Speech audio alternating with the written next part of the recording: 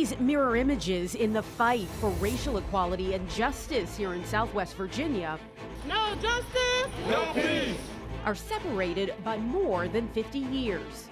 We had a Band-Aid on the situation. Everybody was wanting to put it hush-hush. But now the Band-Aid's off, and we are profusely bleeding in America. But these images paint a clear picture of where we've been.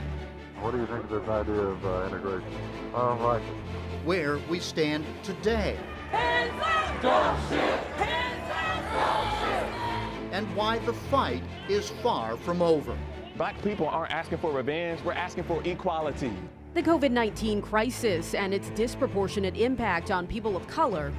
Reasons for these disparities and inequities flow from the existing social inequities in our society. Gave weight to racial unrest across the country and here at home. Sparked by the deaths of Ahmaud Arbery, Breonna Taylor, and George Floyd. It's time for us to stand up in George's name and say, get your knee off our necks. Now, as we reckon with reflections of our past, our present, and look to our future. All lives matter, but all lives can't continue to matter until Black lives start to matter. Many want to know when the American ideal of equality will become a reality for all. As we look with 2020 focus at the push for equality. Good evening and thanks for joining us as we stand in the shadow of the Martin Luther King Jr. Memorial in Roanoke. Right now, so many people are wondering if we'll ever achieve his dream of a nation where people are judged by the content of their character and not the color of their skin. And so for the next hour, we'll be exploring that question, and we'll show you what's happening across Southwest Virginia to work to fulfill King's vision and create equality for all.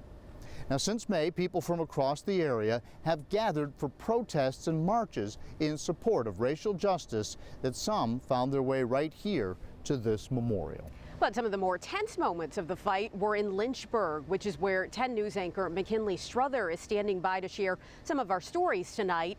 But to better understand the present, it's important to first take a look at the past. In the summer of '63, the headlines tell the story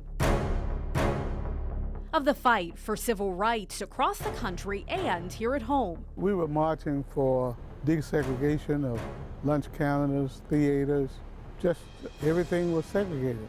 A then 16-year-old Thurman Eccles Jr. would find himself in the middle of that fight for equality and change on June 10th, 1963 in Danville.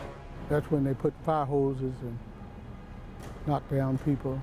It was a day that later became known as Bloody Monday, described as the most violent day in the civil rights movement in Virginia. How June 10th really got the name Bloody Monday was the night of June 10th.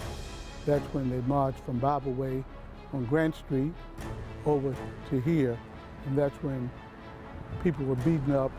Police and deputized city workers arrested 60 people and injured at least 47.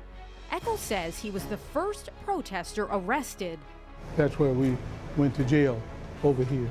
And says he can see the similarities between the fight then and now. If anybody thinks that we have arrived, they're mistaken.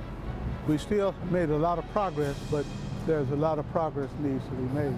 Historians will tell you to understand the present struggle, we must look to the past and finally reckon with what's been described as America's original sin, slavery. If we see America, we see remnants of slavery. There is no America as we know it without slavery. It's basically that simple. Dr. Warnie Reed, director of the Race and Social Policy Research Center at Virginia Tech, says the notion that came with it, that black people were inferior to white people, touched just about every aspect of society. So virtually all of the institutions in America, I shouldn't say all, almost all, were built by slaves and the result of slavery. Even after the abolition of slavery following the Civil War, black codes, which were laws that limited the freedom of African Americans, voter suppression, and the birth of Jim Crow laws and segregation pave the way for the continued legal oppression of Black Americans. With the redemption, with the end of Reconstruction in the 1880s and 1890s, systems were built to reinstate white supremacy, and those systems carried into the 20th century. People across Southwest and Central Virginia fought back against those systems. This protest in Lynchburg against segregated food service at the Woolworth store. Marchers lined Main Street in Farmville in July of '63 with the message, "Integration now, not later." And demonstrators took to the streets of downtown Roanoke in July of '68 to protest after 2 Black women were denied educational opportunities. Now, there is a growing push to examine how America's history, from slavery to segregation, impacts the country to this day through systemic racism. Looking at how, because of people's racist ideas that come from positions of power, how they keep people based solely on skin color, how they keep them in places of oppression, how they're denied access to proper health care, proper mental health care, how they're giving inadequate education based on a zip code, which is in our country a lot of times based on skin color and race. And as this renewed call for racial justice and equality rings clear, the late Dr. King once said, the time to do right is now. Reverend Eccles says it's important to recognize where we've been. We want our children, grandchildren, and other generations to know just what happened in Danville. To pave the way for a future in which all are truly treated equally. Black Lives Matter! Reverend Eccles wrote the proposal to get the Bloody Monday historic marker erected in Danville. It was dedicated in 2007. When we talk about systemic racism, one of the best ways to understand its effects on generations is by taking a look at discriminatory housing practices. The MLK Memorial is just steps away from Roanoke's Henry Street Historic District, which was the cultural and business center of the predominantly African-American Gainsborough neighborhood. Just behind me, the Dumas Hotel still sits, but is no longer a hotel. In the 30s and 40s, you would have seen the likes of Duke Ellington, Sam Cooke, and Nat King Cole passing through its doors. The Strand Theater, also a staple, taking on several names like the Lincoln Theater over time, and dozens of other African-American businesses once lined these streets. Over time, urban renewal projects fractured this community, and a specific government policy that started in the 1930s is still impacting Black communities today. It's a hot summer day along Harrison Avenue in Roanoke. High crime rates, empty houses, and lack of amenities may be concerns for the people who live in this area. People like Quentin Leftwich, and 2 houses down, Patricia Hughes. A lot of abandoned buildings. A lot of people, it's like, you know, if I tell them I live on Harrison Avenue, oh, okay, you know, like, it's a bad thing. It's not a bad thing. Not far away, in the Melrose Rugby neighborhood, lives 94-year-old Estelle McCadden. It's just been a nice, quiet neighborhood until about the last 20 years. We have been going down in this area for about 20 years or more. McCadden, a community activist, has seen this neighborhood through many times, including the bad, which, especially more recently, tend to outweigh the good. We have a lot of gunshots now, more than we've ever had. A lot of times it's just shots. I don't know what's going on, whether they shoot and miss or that type of thing. Drugs are heavy. McCadden has lived in her home since 1958, but the gunshots are only a small part of a much larger and older problem. This neighborhood, and others like it, were considered hazardous by the United States government back in the 1930s because of policies during that time, like redlining, which prevented investment in African-American neighborhoods. Redlining is the denial of investment to communities of color. Liddell Winling, a historian at Virginia Tech, has reviewed the redline mapping of every city in the United States, including Roanoke. Surveyors drew lines around every neighborhood. Green neighborhoods, home to wealthy whites, labeled as best. Blue neighborhoods were still desirable, yellow were declining, and red considered hazardous. Appraisers would say, because of Negro residents, this area is blighted, it's already lost, and it has no future. What did that mean? If a white man wanted to buy a house, he could get a loan from the bank. A black man with similar income could not, so he had to get a high-risk, high-interest loan or none at all. McCadden experienced that discrimination. Banks shut her out, denied her loan, even when her father, a minister, offered to make up what the bank said she needed to qualify. You think you were denied the loan because you were black? I know so. If you start at the very beginning, it's pretty easy to connect the dots. Once neighborhoods like this were declared hazardous, it didn't matter if it was true or not. Once inside the red line, there was almost no way they could prosper. McCadden eventually got her loan and moved in. But Melrose Rugby and other similar neighborhoods had the deck stacked against them. Without investment, homeowners moved out, replaced by renters, who typically take less pride in their homes. Basically, when you've got renters, you have a lot of people that don't care. Redline neighborhoods typically became the first to be destroyed to make way for urban renewal projects. Interstate highways are almost exclusively run through C and D grade neighborhoods because the federal government has already basically written them off. Redlining stayed in place until 50 years ago, but its effects are still here today. In fact, 3 out of 4 redline neighborhoods are still poverty-stricken and black or Hispanic. Census Bureau figures show that today the average white family has 10 times the wealth of the average black family. We have had to basically fight for ourselves, for whatever we want and need. And fought she has. McCadden has traveled the country attending conferences on how to save or improve deteriorating neighborhoods. In 2008, she was named Roanoke's Citizen of the Year. I've been trying to think, so I stopped thinking. What is it can we really do to help improve the neighborhood and to deter crime? And I haven't come up with it. McCadden says things like supermarkets and doctor's offices might entice homeowners back to the neighborhood and others like it. Back on Harrison Avenue, Quentin Leftwich is discouraged. I feel the support of the government, but to where we can make a change, it's just not there. What we need to help us to help ourselves, that's some of the things. But people are moving out because there's nothing over here for them. Help that may not be here now, but something McCadden hopes the community will work toward in order to break the cycles that often put their community in a bad light. Systemic racism also affects the criminal justice system, which has also continued to face scrutiny and calls for reform. 10 News anchor McKinley Struther sat down for a very honest and open talk with police and members of the community. He joins us now from Lynchburg. Yeah, John, Lynchburg's police chief was part of that group that came to the table to have this discussion. We have to not be afraid of that change. We have to say, you know what, it's okay. The changes some departments have already made in an effort to better serve and protect everyone, no matter their race. Plus, how will my children be perceived in the world?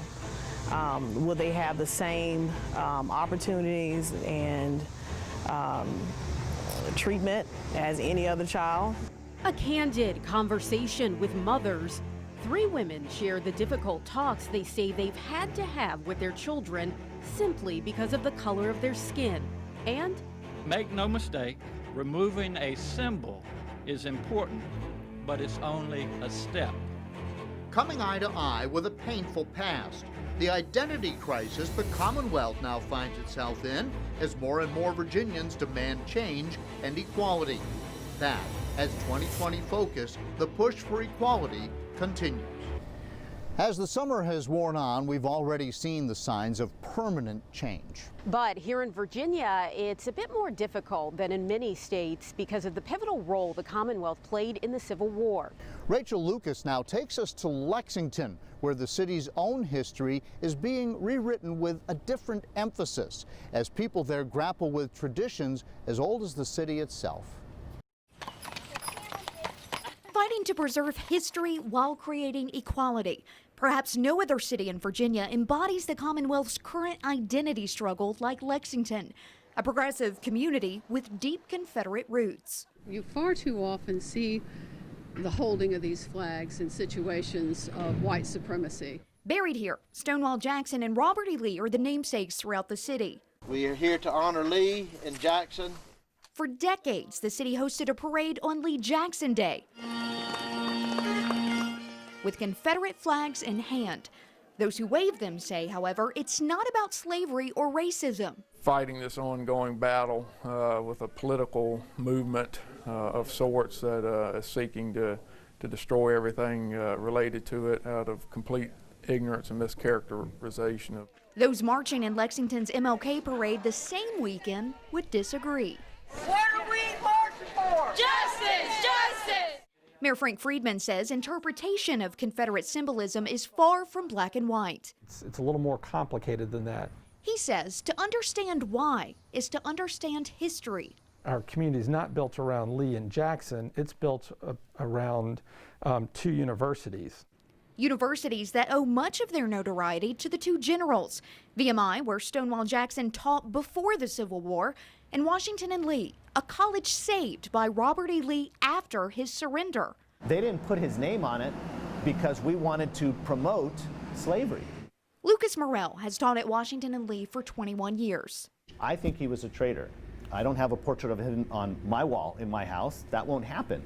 But I do value, I appreciate the contribution he made to our university because he did it in a very public way and in a way that he self-consciously thought he was setting an example for others. He said, we have to accept that we lost.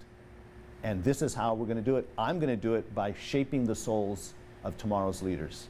While Morrell is open to renaming public streets and spaces, he says the university's name should remain. And even though he's not a hero of mine, I think he should be someone we value for that contribution. Stonewall Jackson Cemetery, which was a whites-only cemetery as late as the 1970s, is the latest to be renamed. But Mayor Friedman says it's going to take more than that. I'm not so sure that eliminating those artifacts or those elements of Lee and Jackson's names is as critical as telling the story of the black community and their contributions. Eric Wilson, a noted local historian, is leading that charge. I certainly think that having a diversity of stories to tell is important.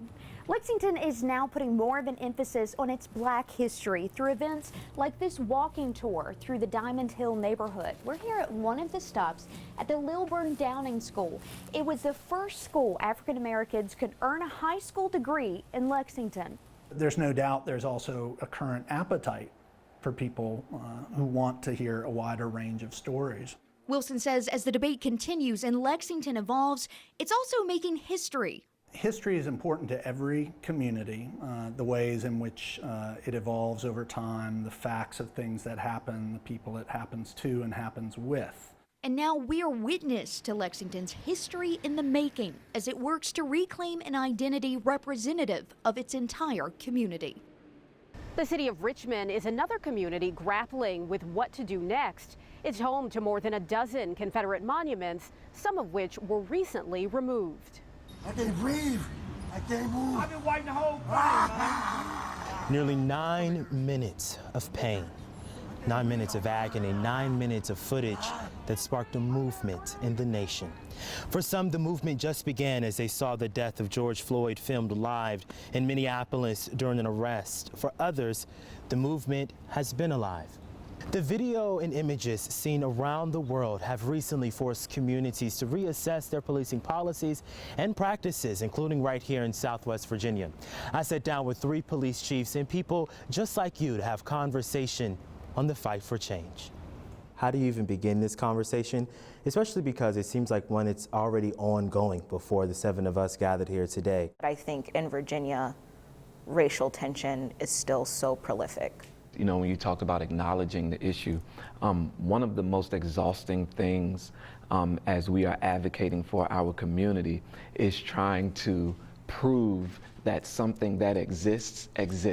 So how do I get over something that has pained me personally, pained my community? How do I even move past that when the structures at B appear to be still the same? I feel like we were doing it the right way. Now, hindsight being 20/20.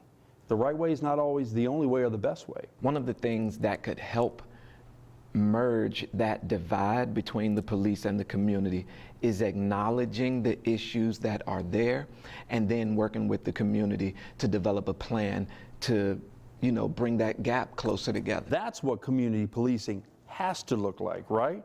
Acknowledging the divide and working to solve that problem. Right. I don't know how policing as it exists today endorses community problem solving. And so to me, it's not necessarily about building community policing. It is about building a resilient community, period. Do the law come to protect people first, or do they come to protect the law first? I know individuals, she talks about those neighborhoods that live in those neighborhoods who will witness crime and ignore it because they will not call you because they're afraid that you will hurt them. So how do you even change that? Because we can never get to community policing if people are just legitimately terrified of you. I can certainly appreciate the sentiment that people don't want to call the police because they're afraid of the police.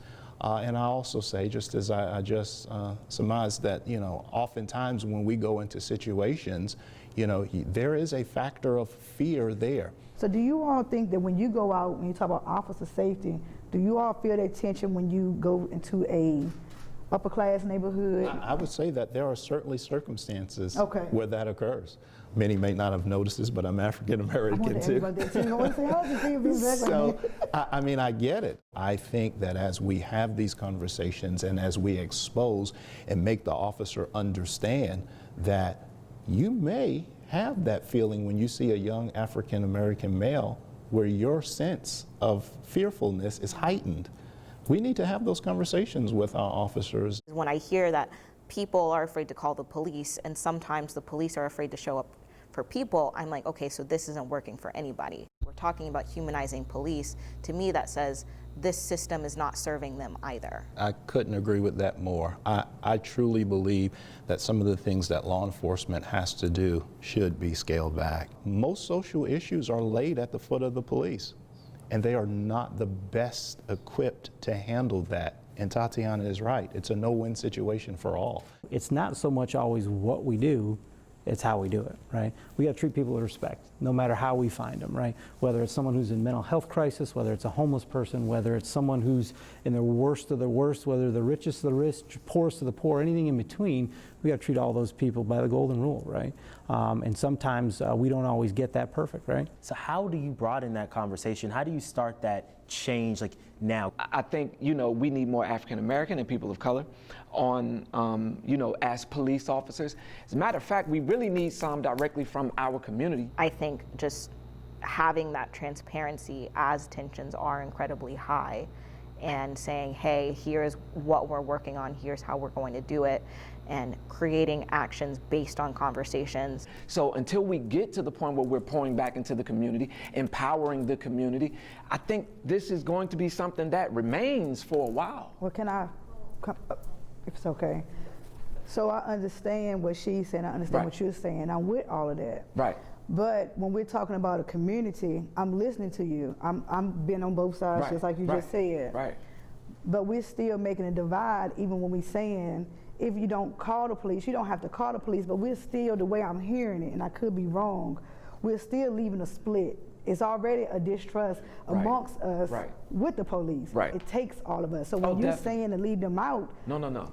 I'm not saying that's what you exactly mean. All right. I understand the empowerment. We have to help each other, but these are each other as well. Right. When they take their uniform off, they're still community. They don't have to be called out maybe to every call, but they still should be involved. If we leave them out, then we're still teaching that mindset, distrust the government. Right. You said that far more eloquently than I could have ever said that, but that is exactly what I was thinking. I can't remember who said it, but I think I heard, we have to have conversations outside of the police.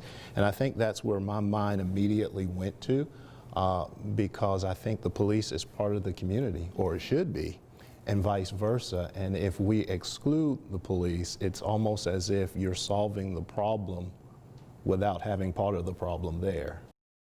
Yeah, it's not just what they're saying, but it's also the numbers that show a disproportionate impact.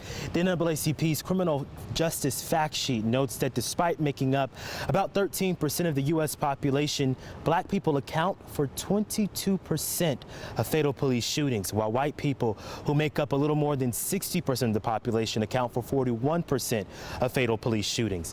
The NAACP also reports black people and white people use drugs at similar rates, but the imprisonment rate of black people for drug charges is almost 6 times higher than that of white people. Still to come, recent events have highlighted hard life lessons that kids, even our littlest ones, are having to learn. Race is not something we have to be hush-hush about. We'll share how families are having these tough conversations with their children and their biggest piece of advice on how to talk with your family too. Plus, a black father on a mission to break a racial stereotype. The movement he started that's making waves in our community. 2020 Focus, the push for equality, continues in just a moment.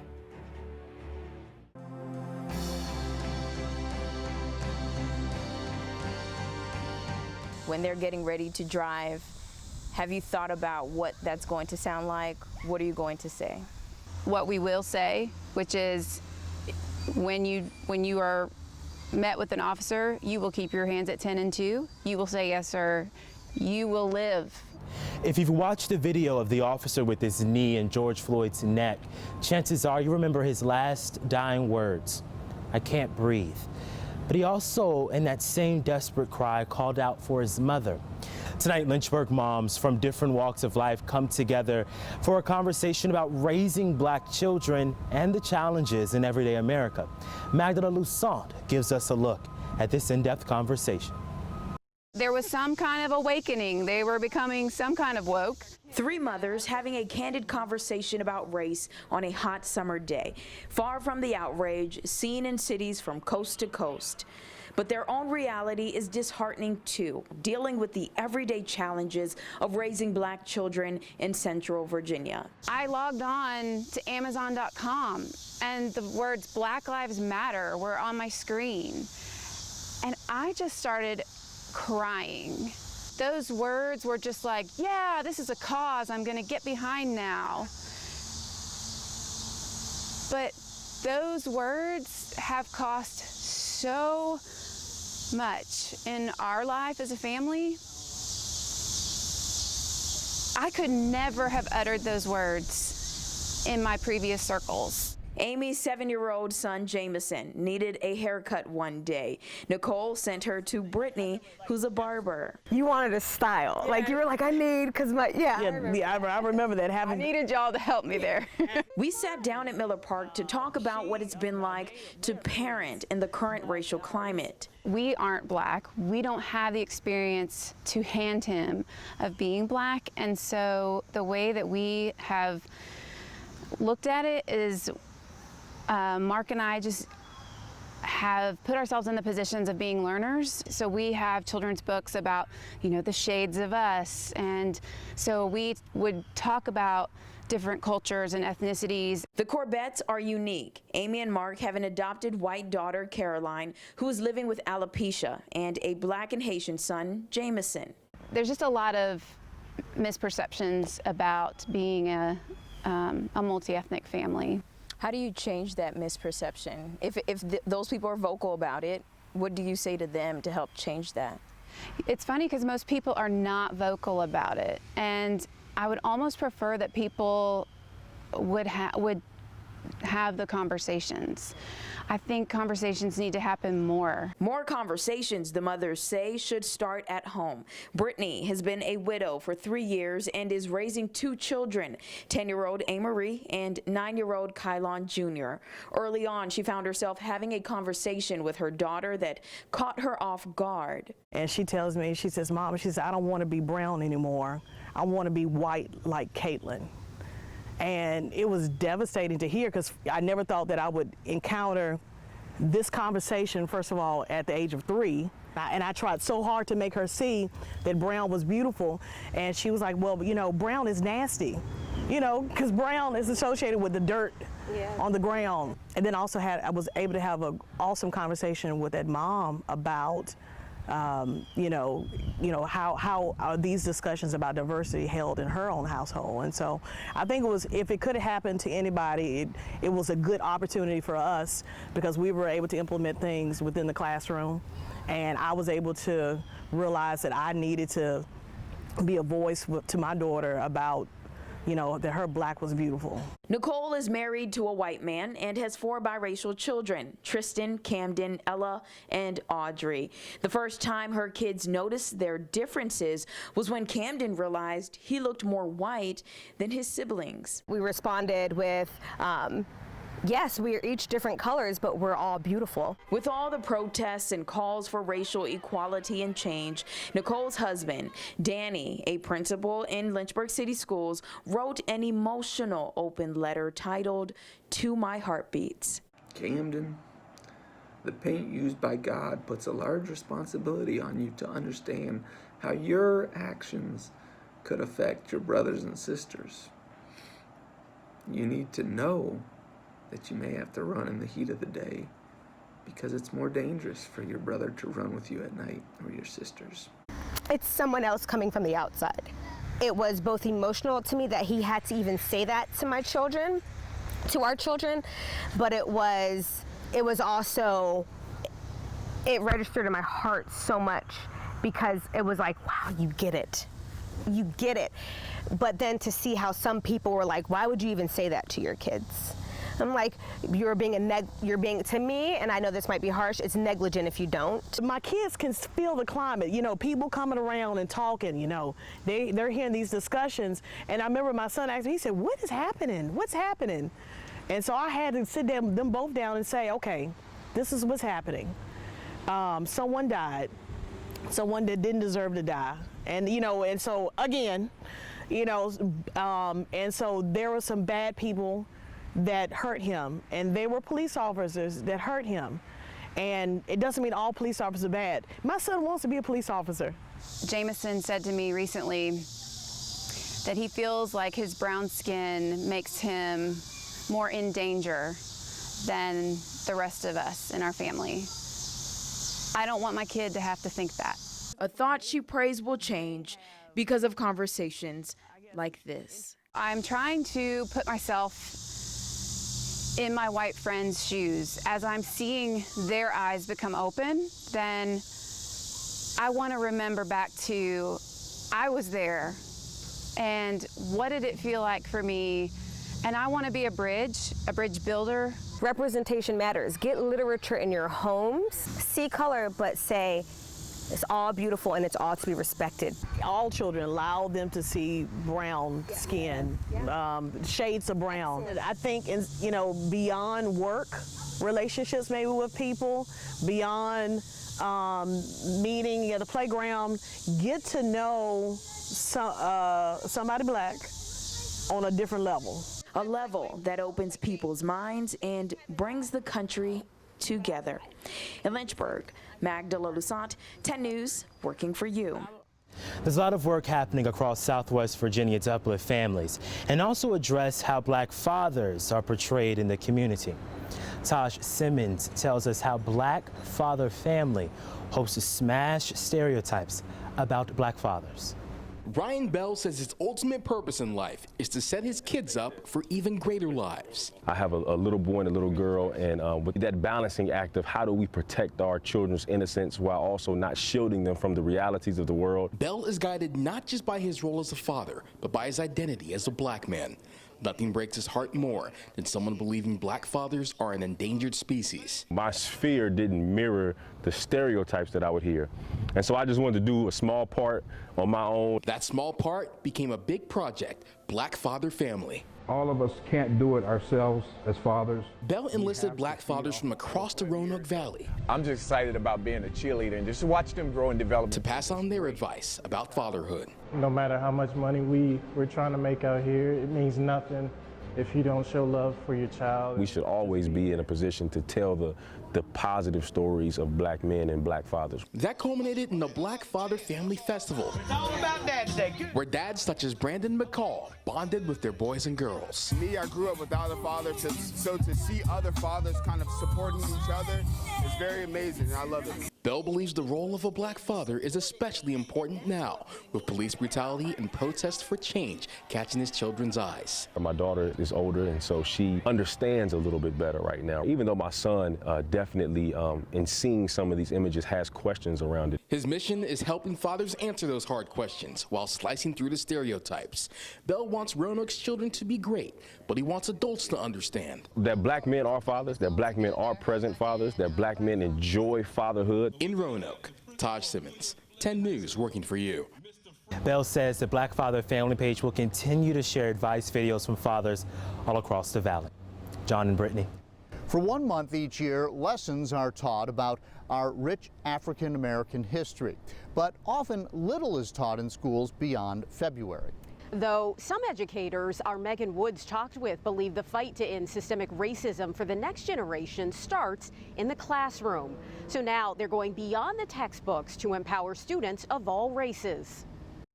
Black history is American history. It's the bold statement this 7th grade math teacher at Lucy Addison Middle School in Roanoke lives by. How can students from my background, my community, and my culture know where they're going if they don't know where they've come from? Ebony Harrington doesn't just teach in Roanoke, she grew up here. Her passion is to make her community better, and it starts in the classroom. So after teaching the required curriculum, Ms. Harrington uses the extra time for guest speakers who teach confidence, leadership, and local black history. Your world is wide open. So if we're teaching history, why not teach the full history? Because if I only teach one side of the history, how do my students know their background? Ms. Harrington isn't alone in noticing one-sided history in Virginia schools. The Tulsa riots, I didn't know what those were a year ago. Why was that? Why was I not taught that? You know, understanding what the Confederate flag really means for African American people, how the KKK destroyed any kind of heritage that people might have thought that it represented. Crystal DeLong is a Bedford County social studies teacher and is part of the Virginia African American History Education Commission. Over the past year, select educators across the Commonwealth have been looking at how to make sure black voices in Virginia history don't go unheard. We're not talking about somebody who makes up 1% of Virginia's population. We're talking about that African Americans made up 40% of Virginia's population, you know, by the 1700s. Right now, it's just up to the teachers who go past the textbooks, something students do appreciate. If they don't have Miss Harrington, they're not going to learn it the same way that we learned it. So I think it's a little bit different for them because they're not getting to do the fun activities. Even as young students, they recognize the value in more black history and what it means for the future. We've been through a lot, and I think the people today should know of how to make this community better than what it is. A reminder of what education is all about. I think the generations in which we're building and molding now that are in the school system are the future. So if we have those conversations with students now in the school system, there's no way that we can't get to some type of solution or understanding of each other as people. I'm Megan Woods, 10 News, working for you. DeLong says there is a committee dedicated to creating and giving teachers an extensive resource to teaching this black history material so they don't have to do it on their own. But nothing is set in stone. The commission is still meeting via Zoom and hopes to present a report to the Virginia Board of Education and the governor this fall. It's a very different time and moment. and it's one that we've been preparing for. So many people have been saying that something about this current movement feels different and makes them optimistic that a change is going to come. Still to come, we introduce you to the local women building bridges to help connect people to that very movement. And as the only black driver currently in NASCAR, Bubba Wallace has led the charge for diversity and inclusion on the track. But it was a Danville native who paved the way for him. The lasting legacy Wendell Scott left behind, and how his grandson views the sport his grandfather loved. NASCAR also made a major announcement this summer banning the Confederate flag from all of its races and all of its venues. Driver Bubba Wallace was a big driving force behind that decision, speaking in favor of its removal. But change in the sport didn't just start recently. It started decades ago with Danville native Wendell Scott. 10 Sports reporter Eric Johnson sat down with his grandson to talk about his grandfather's legacy and the changes happening in the sport now. Bubba Wallace has become a lightning rod for change in NASCAR. With social justice and equality at the forefront of everyone's minds, the 26-year-old called for NASCAR to ban the display of Confederate flags at racetracks, a bold move for the only African-American driver at the Cup Series level, but not the first. Danville native Wendell Scott started his engine more than 50 years ago, aiming to not only drive his car, but drive home change. He was a wonderful father, wonderful grandfather, and his mission was to always try to impact the community. After racing in smaller circuits, Scott made it to NASCAR's highest series, the Grand National, in the early 1960s, and in 1963, he became the first African-American to win a NASCAR race, but it came with a price. The threat of racism or the violence that came with that was always there. He was never actually given the trophy at that time. And he wasn't given the prize money until all of the fans and the spectators left. Scott's grandson Warwick says Wallace's efforts to try and steer change are honorable, but not his alone. In my opinion, should be a shared responsibility, especially amongst those within the NASCAR community that have existed successfully, that are African American. Despite facing severe racism throughout his career, Scott never let that knock him off the track. And though acknowledgments were few and far between, there was no denying his impact and legacy in the sport. Thus, he was inducted into NASCAR's Hall of Fame in 2015. His intestinal fortitude has placed him among the greatest to ever compete in the sport he loved, racing. Scott's legacy was much bigger than what he did on the track. In fact, his family tells me it was his goal early in life to give back and serve the community. That's the mission that they're carrying out with the Wendell Scott Foundation, providing educational and cultural resources to the greater Danville area. With the climate and the way things are, with education being defunded at times, you know, it's really important that we think of creative ways to get out to the community and help the youth. They offer mentoring, a steering to STEM program, and camp cultivation, resources that have benefited Reginald Jeffries, an assistant for the foundation and current student at Virginia State University.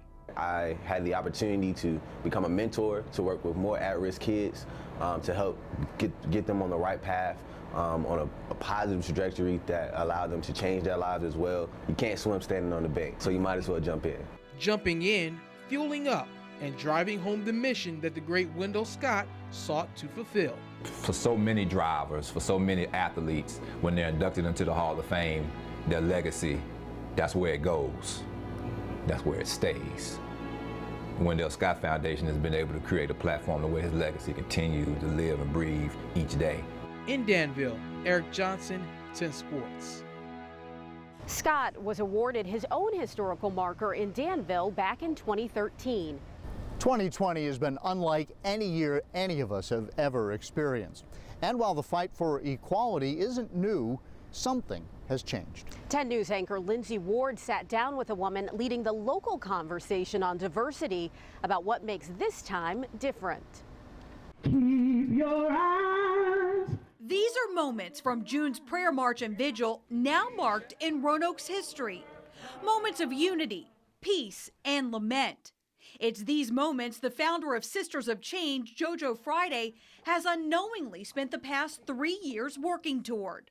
It's a very different time and moment, and it's one that we've been preparing for. One could say she was created for such a time as this.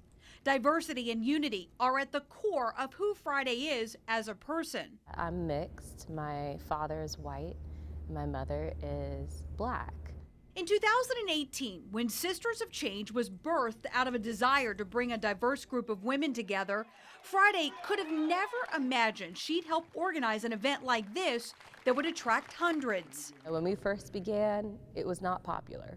I could remember we put on a summer bash, to have everyone come, and no one came. She found it frustrating trying to lead others in our community to real change. It was a struggle only because they had never collaborated together past a zip code or past a color or past, who they vote for. Friday persevered, so when the cry for social justice reached fever pitch this year, Sisters of Change stepped out of the silent shadows and took center stage. We're seen as the leader right now. There are people that have partnered with us who never did before this time, to be honest. There are people now, whenever they do their events, we're the first one to call. Will you be involved in our event? Finally, glimpses of change. So what's different now? We watched a man get killed in front of us on TV, and anyone that can watch that and think that it's okay, I would just really question that person. So we saw that over and over and over again. We're all stuck at home because of COVID, so all eyes were on the TV and all eyes were on social media. Beth Bell is the founder of Fem City Roanoke, a partner agency with Sisters of Change.